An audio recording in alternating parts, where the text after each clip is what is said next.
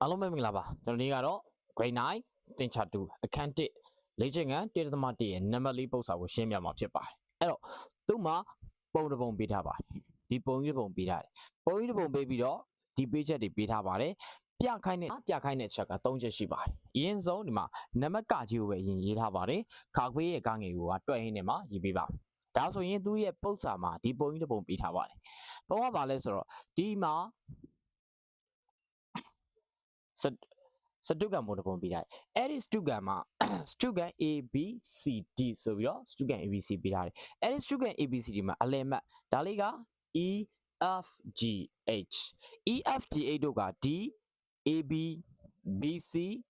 C D D A ဆိုတဲ့အဲ့ဒီအနားတွေရဲ့အလယ်မှတ်တွေလို့ပေးထားပါတယ် E F G H တို့ဒီ A B B C C D တို့ E အလယ်မှတ်များလို့ဒါကပုဒ်စာမှာပေးချက်ပေးထားပါတယ်ပြရန်က EF အပြ AC အပြ HG ဖြစ်ကြောင်းသက်သေပြပါအနာက3နားတော့ပြန်အောင်သက်သေပြခိုင်းတာ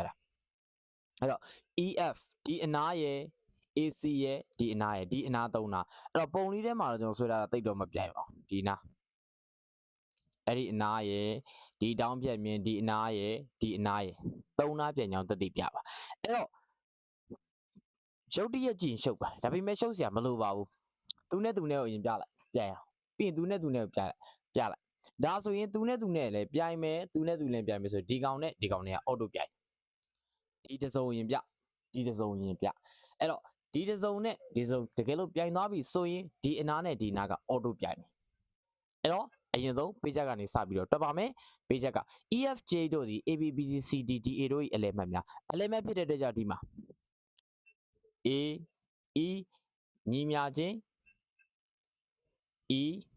B အကြောင်းပြချက် ED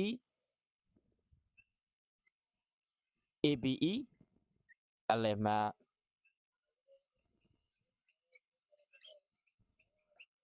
နောက်တစ်ချက်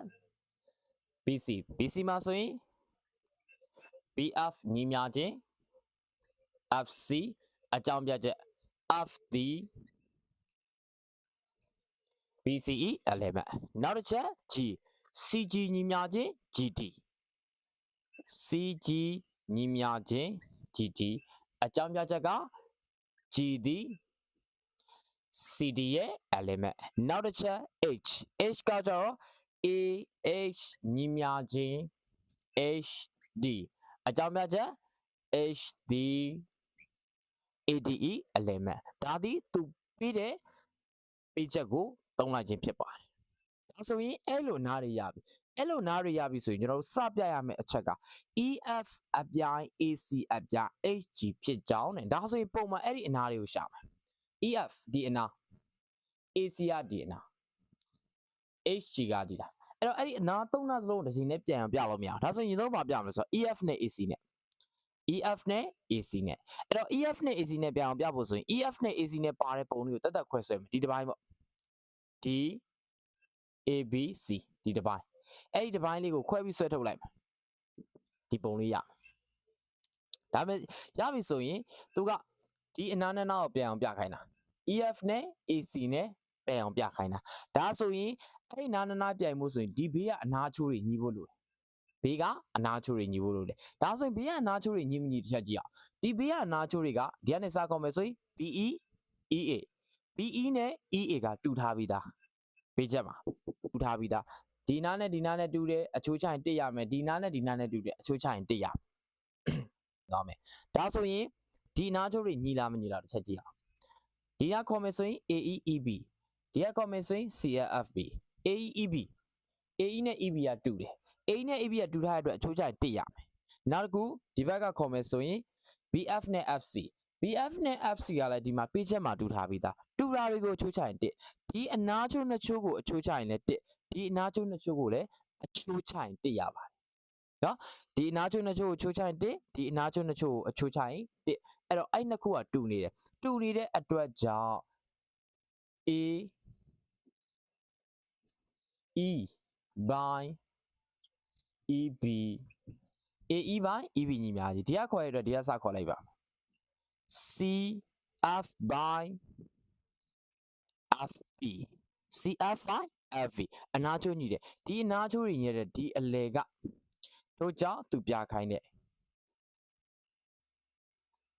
EF အပြိုင် AC တစ်ဖက်ရပါပြီ E ရဲ့အပြိုင် AC ရသွားပြီဒါဆိုရင်နောက်တစ်ခုကဘာလဲဆိုတော့ AC နဲ့ HG နဲ့ AC HG ဒီဘက်3ကန်ဒီ3ကန်လေး ADC အဲ့ဒီ3ကန်လေးဖြစ်သွားပါမယ်သူ့ကိုလည်းပုံခွဲပြီးတော့ဆွဲထုတ်လို့ရပါတယ်ဒီမှာ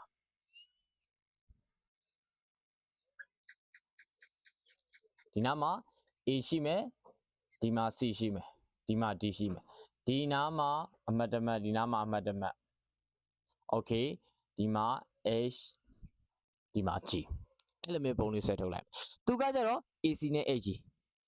AC နဲ့ HG ဒီနားနဲ့နိုင်ပြန်ရမယ်အဲ့ဒီနားနဲ့ပြန်ပြပါဆိုရင်ဒီဘေးကအနာချိုးတွေဒီမှာဆိုရင် DH H ရှိတယ်ဒီဘက်ကအနာချိုးဆိုရင် DG နဲ့ GC သူလည်းဒီလိုမျိုးပဲဒီမှာဒီနာချိုးတွေ DG ရဲ့ CG ရဲ့ CG နဲ့ GD ကတူထားပြီးသား CG နဲ့ GD ကဒီမှာတူထားပြီးသားရှိပါတယ်နောက်တစ်ခု AHHD AH နဲ့ HD ကလည်းတူထားပြီးသားအဲ့တော့အဲ့လိုမျိုးတူတဲ့အနာချိုးတွေကိုကြားမယ်ဆိုရင်သူ့လိုမျိုးပါပဲတခါတည်းတန်းယူလို့ရပါတယ်အဲ့တော့ဒီဘက်ကဒီကခေါ်ရတဲ့အတိုင်းပြန်ခေါ်ပါမယ် AH by HD AH by HD AH by HD ဒါဆိုရင် CG by GD CG by GD အနာချိုတွေညီသွားပြီအဲ့ဒီနာချိုညီတဲ့အတွက်ကြောင့်ဘာဖြစ်သွားမလဲဆိုရင်အဲ့ဒီအနာနာပြိုင်ပါတယ်ထို့ကြောင့် AC အပြိုင် HG AC အပြိုင် HG ဖြစ်သွားပါပြီဒီနာနဲ့ဒီနာနဲ့ပြိုင်ပါပြီဒီနာနဲ့ဒီနာနဲ့ပြိုင်သွားပါပြီသူလိုချင်တဲ့ဟာကိုရပြီဒါဆိုရင်ဒီပုံတစ်ချက်ပြန်ကြည့်မယ်ဒီနာနဲ့ဒီနာနဲ့ပြိုင်တယ်ဒီနာနဲ့ဒီနာနဲ့ပြိုင်တယ်သူနဲ့သူနဲ့ပြိုင်တယ်သူနဲ့သူနဲ့ပြိုင်တယ်အဲ့ဒီအတွက် HG နဲ့ EF နဲ့ကလည်းပဲ auto ပြိုင်ပါပြီထို့ကြောင့် AC ကဘုံပါတဲ့သဘောမျိုးပေါ့ EF နဲ့ AC နဲ့ပြိုင်တယ် AC နဲ့ HG နဲ့ပြိုင်တယ်ဒါဆိုရင် EF ကော AC ကော HG ကောက auto ပြိုင်သွားပါပြီထို့ကြောင့် EF အပြိုင် AC အပြိုင် HG ဖြစ်ပါသည်